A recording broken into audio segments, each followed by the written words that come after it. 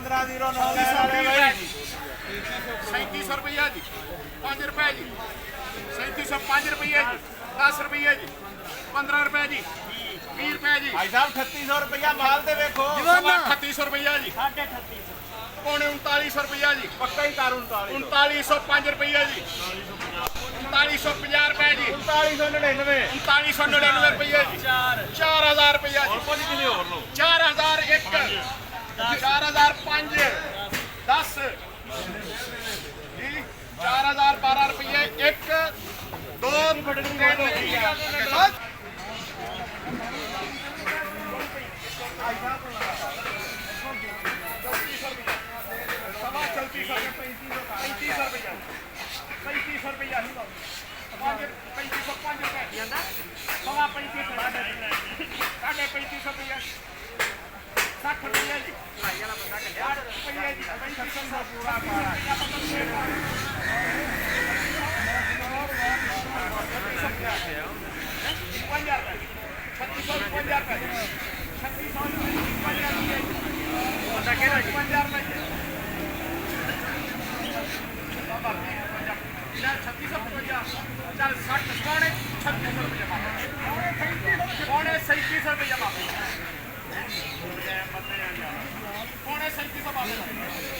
पापा एक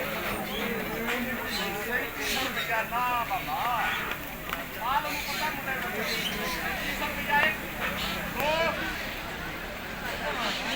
300 रुपया जोड़ा भी चेक कर लो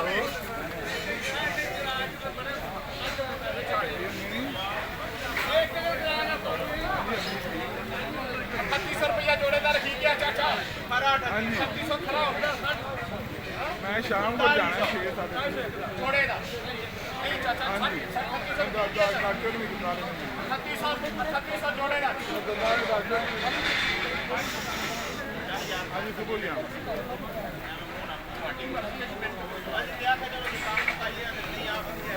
चलो आ जाओ तुम ही ले चले